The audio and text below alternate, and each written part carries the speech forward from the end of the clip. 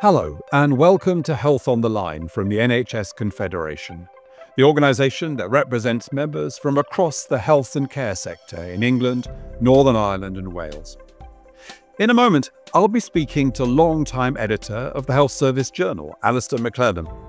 Alastair is an extremely important figure, as we all know, in agenda setting in the health service and reporting the good, the bad and, well, let's face it, sometimes the ugly of what happens in the service. We'll be chatting about all of that and more in just a few minutes. But first, I'm joined now by the Managing Director of the Association of Ambulance Chief Executives, Anna Parry. And we're going to have a quick chat about, well, ambulance waiting times, handovers, the relentless pressure of patient demand as we move into the midst of winter. So Anna, thank you for joining us on Health on the Line. Thank you for inviting me, Matthew. Good to be with you. So this looks like it's going to be a really challenging winter. We had the first in the series of the NHS's England sit reps last week, and there was some pretty worrying stuff in there. What would you pick out, Anna, as the most concerning bits of information in that sit rep? So I think from an ambulance service perspective, Matthew, the increase in handover delays is a real concern to us. So we're aware, as NHS England reported, that there's a multitude of reasons for increased pressures on the health service at the moment because of rises in flu cases, norovirus cases, COVID, respiratory virus activity. And what we've seen is that the hours lost to handover delays is up 87% from this time last year. So from an ambulance service perspective, we represent all UK NHS ambulance services. That's of particular concern. Yes, absolutely. And I think we all recognise in the health service that although there are risks all across the system, that the biggest risk is that risk of delayed ambulance response times. And of course, we've modelled our work in emergency departments around that kind of insight. What do you think, Anna, that we can do at this late stage? Just earlier this week, I know that Wes Streeting and Amanda Pritchard briefed leaders about doing what they could to manage risk in winter. They talked about the things that we could still do at this late stage to try to reduce demand. What do you think we should be prioritising? So lots of measures have been put in place and continue to be put in place with regard to handover delays. And of course, they're just symptomatic of the greater pressures that the whole NHS is feeling. So steps that have been taken are kind of being enhanced are around increasing the use of same-day emergency care provision, more full services. From an ambulance service perspective specifically, we're continuing to increase the see and treat that we can use, whereby we deliver clinical advice on the phone to those patients where that's an appropriate response, and hear and treat, where we go and treat a patient but then don't convey to the hospital if that's sufficient. So very much focusing on those two sort of alternative ambulance services pathways, with a kind of desire to convey fewer patients to hospital where hospital admission won't be beneficial in the context of the increased pressures that we're finding. From the September 23 to September 24, the growth in number of incidents handled through hear and treat processes increased by 27%. So we've been doing a lot of work in that area.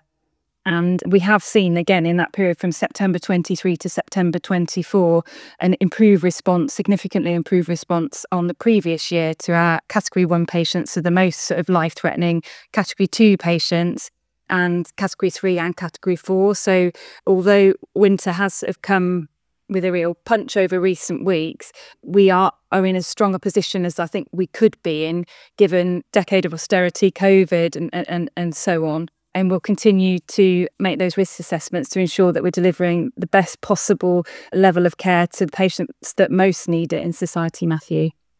And is there a message here to the public as well? And I know it's a very difficult balance. We don't want to stop people seeking help when they need it. We don't want to alarm people. But do you think we need stronger messaging to the public about only using 999 when they really need to, not walking into ED before they've tried other services? It's a difficult one, that, because of course when patients need help, we want them to seek help, and we know that access to GP services in some parts of the country and in specific areas, it isn't as good as it has been previously. We were really pleased and welcomed the Secretary of State's proposed refresh of the workforce plan yesterday, and him speaking about more GPs, more community nurses and health visitors, which are kind of really important. And we'd kind of advocate the use of paramedics in the kind of community setting as well, and increased usage of paramedics. From an ambulance service perspective, half of 111 services are provided by NHS ambulance services, which means that when people contact 999 or 111, we can ensure that they are getting the right service. So they're transferred over to either kind of urgent care provision or emergency care provision. And I kind of sort of strongly feel that it's on us within the NHS to make sure that we navigate patients to the right place, and the front door is kind of less relevant, really. I think the onus should be on the NHS. That said, of course, given pressures that we're finding, I think if we can call upon sort of patients, the public, to go to their sort of GPs where there is a kind of urgent care requirement, 111 where their GP isn't at work out of hours, and then of course 999 in the case of emergencies. And I think increasingly, Matthew, where we're kind of moving to with different kinds of response, so moving away from a kind of default conveyance to hospital, which is the best thing for the individual patient, for all patients, and for the system. I think that there kind of needs to be this shift to this position whereby people who shouldn't just expect a conveyance to hospital if that's not deemed to be the right thing for them at any given time. Yes, and I visited a number of ambulance services, Anna, and I think LAS was the last one I went to, and the work they do there, both on triaging but also minimising unnecessary conveyancing to EDs, is really powerful. Now, one of the things that we've been hearing recently in terms of the kind of pressures that you've described, and by the way, what you described, which I think is quite hard for the public and even sometimes politicians to understand, is that things look as though they're deteriorating because of the unprecedented levels of demand, even though actually they're improving in terms of how productive we are. But it's hard to kind of see because of that kind of tide of demand. Now, in the face of that, West Midlands Ambulance Service has said to people in categories 3 and 4, which can include people with abdominal pain, people who've fallen or vomiting, that given that the ambulance is likely to take several hours to get to them, that they should, if they can, make their own way to hospital. Do you think that that is going to be something which we are generally going to have to see across winter, that when it comes to Cat 3 and 4, people will be encouraged to make their own way to hospital if that's what they need? Firstly, with regard to that one, Matthew, sort of on behalf of the ambulance sector, I'd like to sort of say sorry to patients that are waiting too long and where we're not able to provide the level of service we would want to be providing. I think what's kind of key to reiterate is that we're seeking to be sort of as efficient and effective as we can in the context of the pressures we're facing. And less serious patients may have to wait longer because of that, because we will be prioritising the nearest sort of available resource to the sickest patients as quickly as we can. Therefore, we've talked about sort of advice over the phone. We use community first responders in some instances, such as with regard to West Midlands Ambulance Service recently, as well as other ambulance services. The advice has kind of been issued to some patients to make their own way to hospital, to ensure that people can kind of make an informed decision based on the resourcing levels that we find ourselves faced with. Yeah, no, I fully understand that. So, Anna, a final question. This has been so helpful, and thank you for making the time to talk to us. But there's a general conversation at the moment around kind of NHS targets.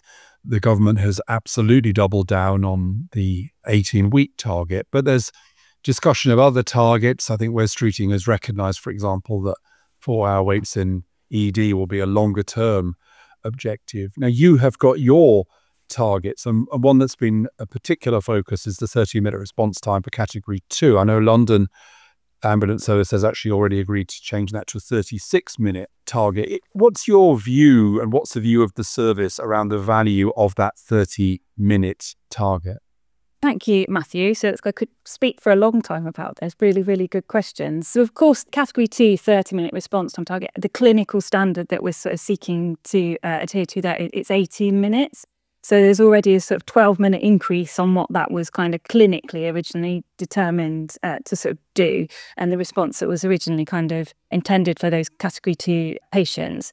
Something that we kind of published last week. So we know that the ambulance service hasn't delivered against that 18-minute target or that 30-minute target for some time now.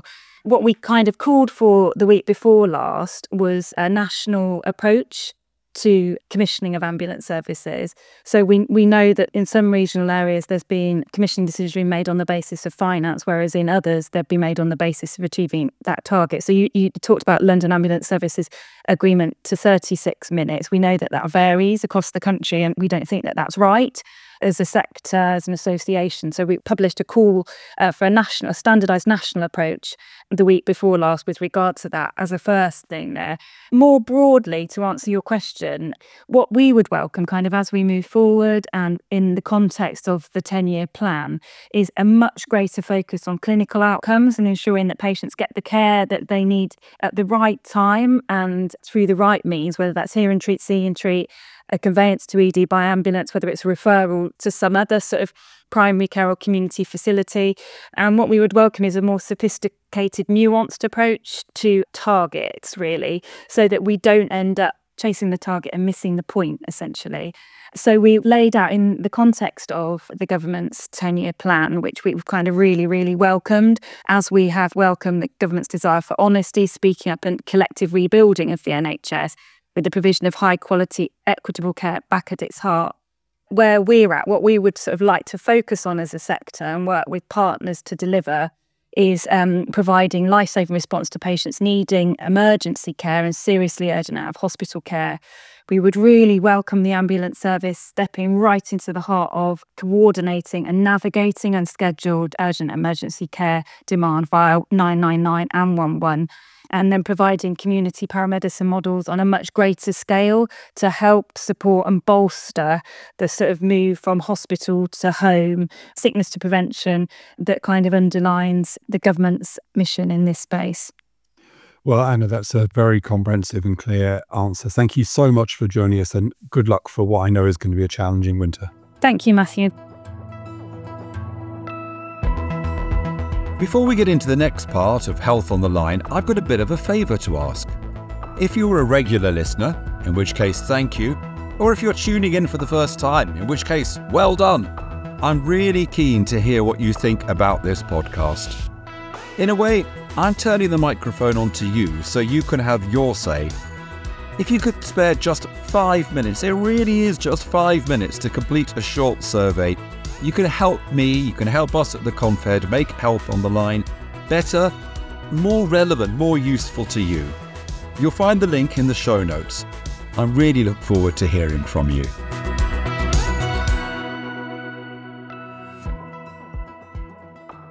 And now, as promised, it's on to my chat with the HSJ's Alastair McLellan. Just a quick note, though, before we hear that. You may notice Alastair and I reference a couple of articles and events from a few weeks back. That's because we originally planned to release this as the short opening chat for our last episode in November. But, you know, the conversation ended up being so interesting that, well, there was just no way we could cut it down that much. So we're bringing it to you as the main event this week instead. And here it is. So, Alastair, welcome to Health on the Line. Thank you for having me. So, look, it's been a busy few weeks in the land of health policy with some notable speeches and announcements from the Secretary of State and from Amanda Pritchard, the Chief Executive NHSE, and with some healthcare leaders caught in the crossfire. Earlier this month, Alastair, you wrote a piece in HSJ advising Wes Streeting that there were better things he could do than, in your words, picking rows with NHS managers. Can you kind of talk through that advice that you gave to the Secretary of State? So people listening to the podcast will have seen the coverage that the Secretary of State got for his speech at the NHS Providers Conference. The sort of setting of these speeches are always significant. Speech was happening on Wednesday, I think. That's right. There was a embargoed press release on Monday, embargoed for Tuesday morning, saying we're going to stop pay rises for failing managers. Then another press release, Tuesday embargoed for Wednesday morning, saying, and we're going to sack them too.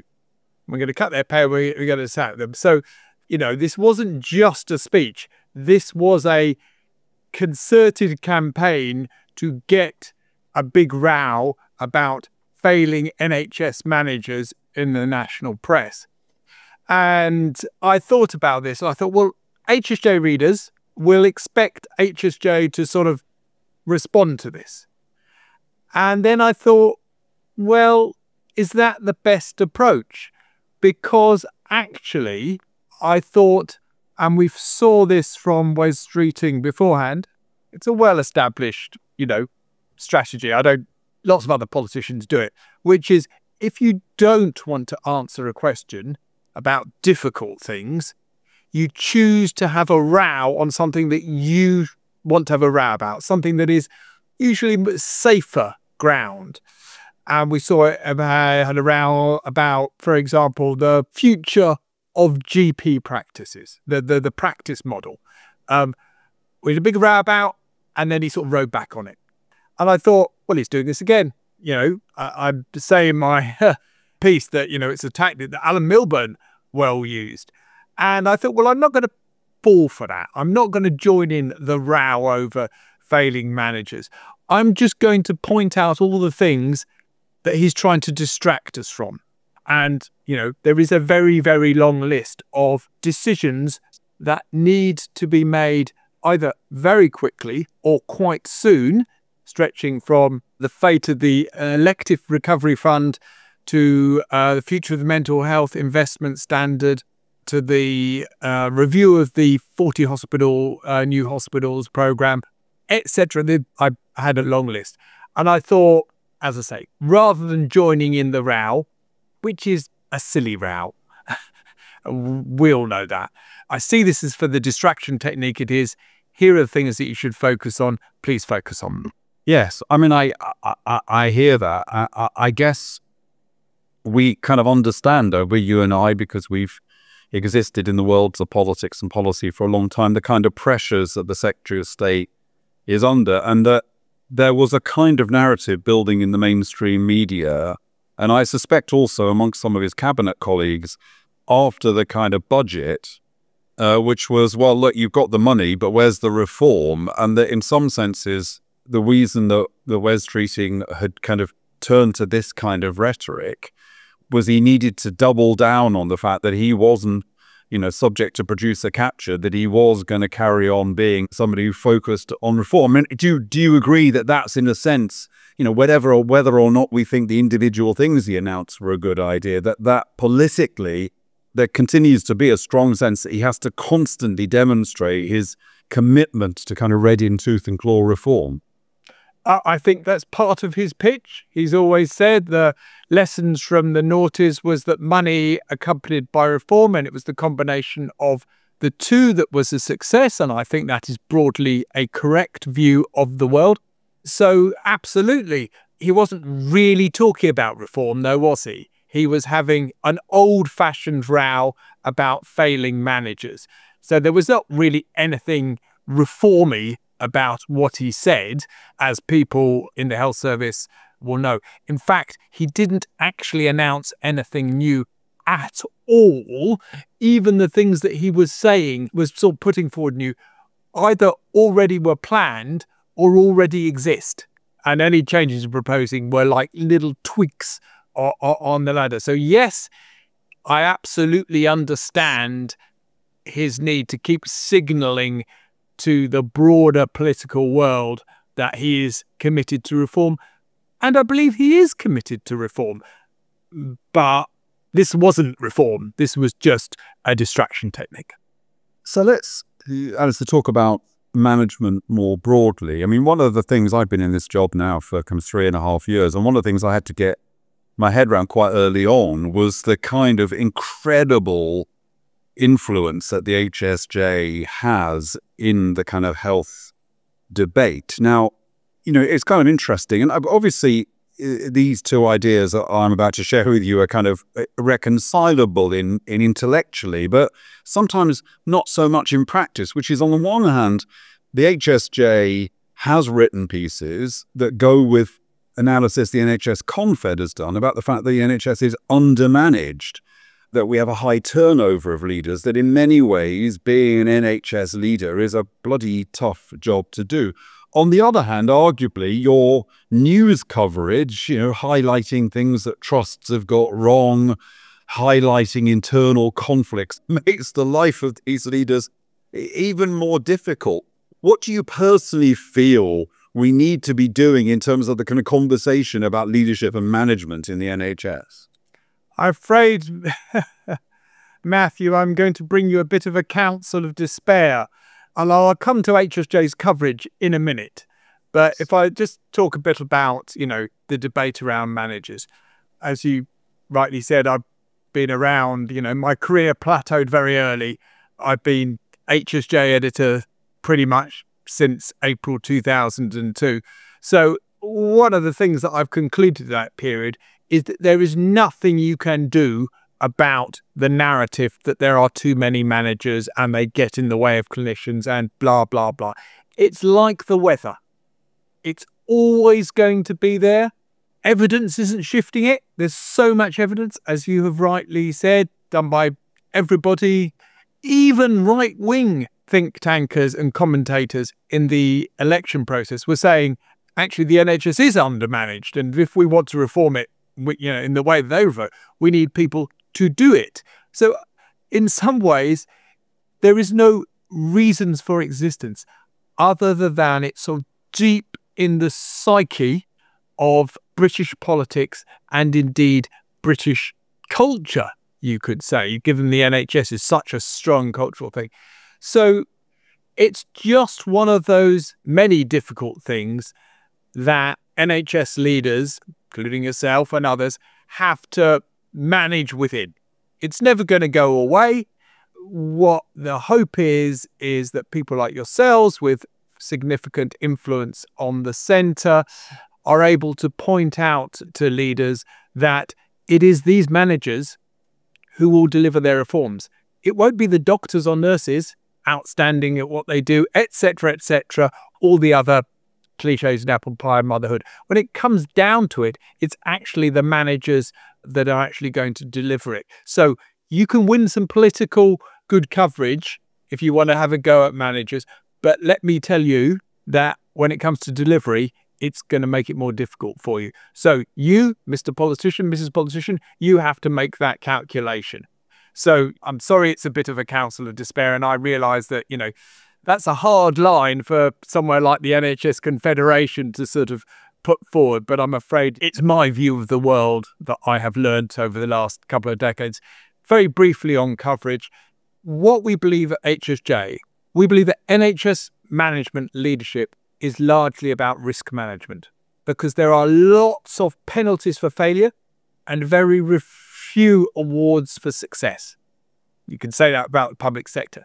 So if we can give people as much information on, how people are handling risks, and sometimes that is they're handling it badly, we're giving them the best possible chance of success.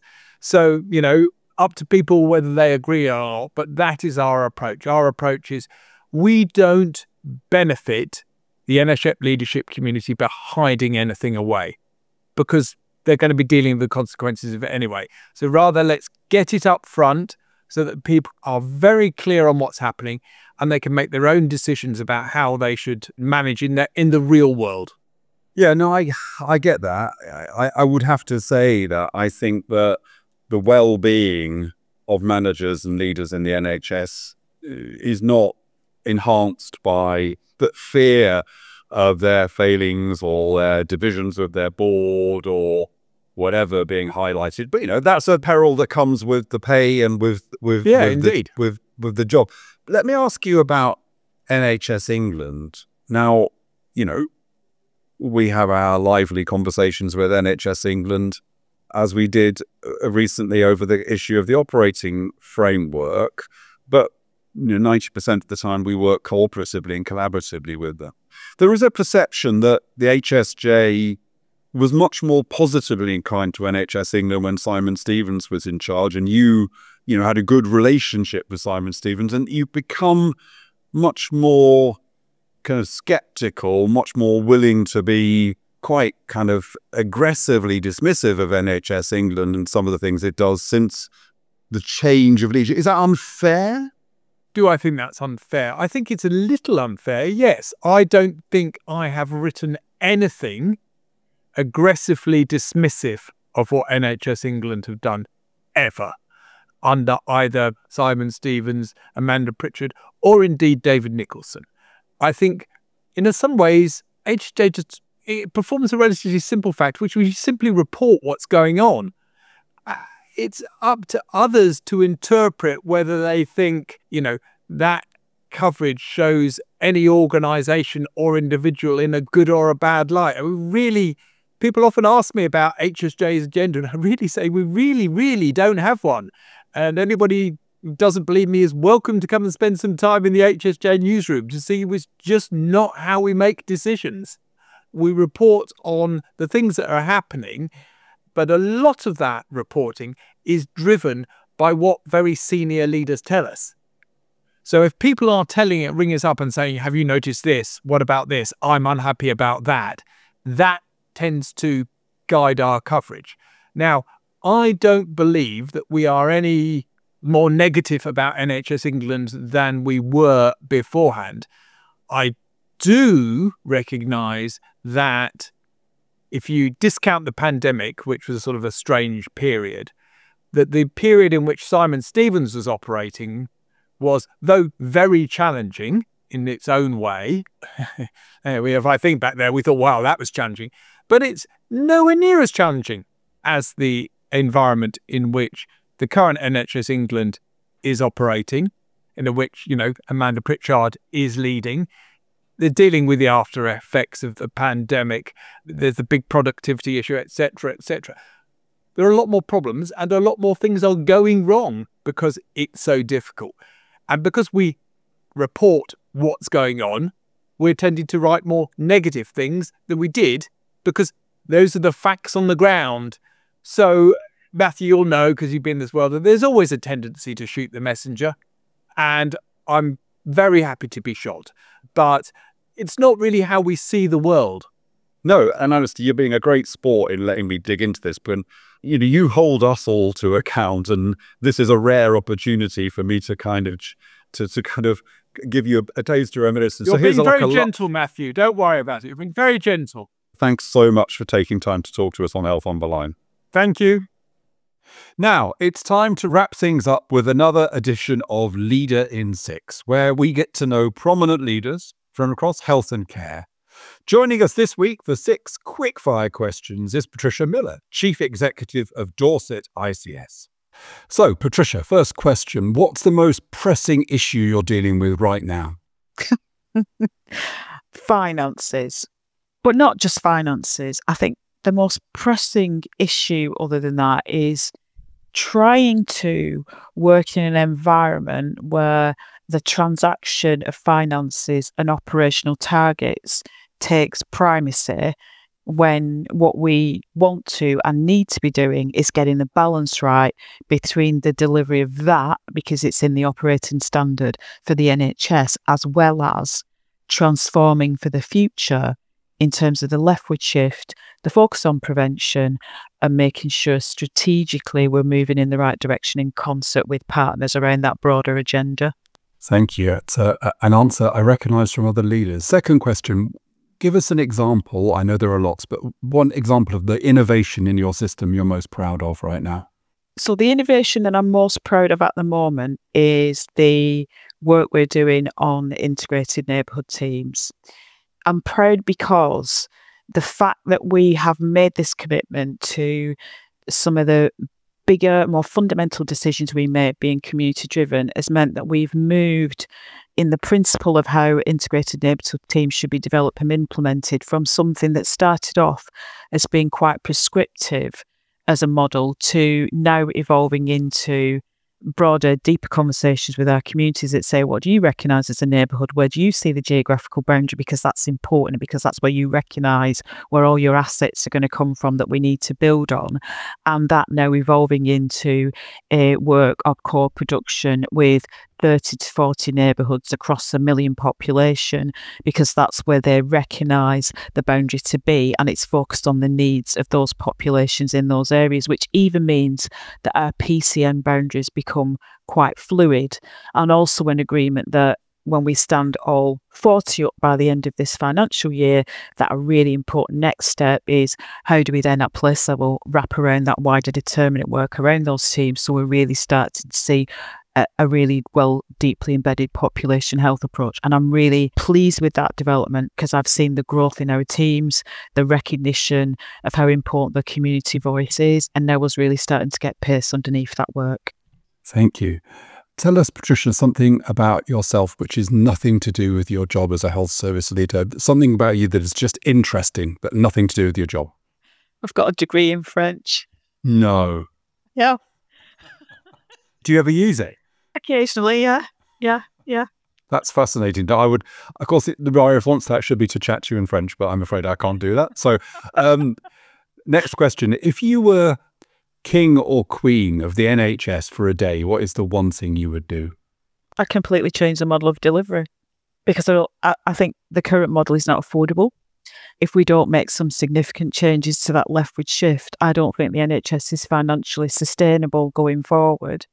And I think as part of changing that model of delivery, we need to get into the habit of having a regular discussion with the public about what the NHS is here to do and not be afraid of doing that. Great. Who is the leader? And it could be a health service leader. It could be someone completely different. Who is the leader you most admire, Patricia? If we're talking about in the NHS, I admire someone like Owen Williams, who has made the leap from local government into the NHS, which is not an easy leap because we do operate in a very different way, in a very different environment, but has taken the learning from one sector and then gone into a completely different sector where the two are connected but not the same, made some substantial changes to organisations in Yorkshire and then come to a very complex organisation in the Northern Care Alliance, and not being afraid to try and tackle some of the really deep-rooted challenges that you've got there with a backdrop of all the usual things that we have to deal with in terms of being leaders from global majority communities. So, yeah, I really admire Owen. Great. And then last but not least, Patricia, tell us what you're watching or listening, podcasts, box sets. What are you consuming when you finally get home and you sit on the sofa or in your car and you're listening to a podcast? What could you recommend to people? If you're asking me what I'm actually watching at the moment and not my podcast, I'm not sure that you want me to say this, but it's Rivals by Julie Cooper. Really? A lot of escapism is what's needed when you get home. I am watching that, and I'm a great fan of Maya Angelou's books, so I read quite a lot of those, and I read them more than once over a period of 5 years because I enjoy them so much. Very good. Great way to get your credibility back after Julie Cooper going to Maya Angelou. Patricia, it only remains for me to say merci beaucoup. You're welcome. And I'm afraid that's all we've got time for on this edition of Health on the Line. We'll be back with our next episode in a couple of weeks. But in the meantime, please do follow us and leave a rating on your review or wherever you get your podcast. It really does make a difference. Thank you. You've been listening to Health on the Line from the NHS Confederation. Visit nhsconfed.org for more information about us and to register for events and webinars that delve deeper into the issues explored in this podcast.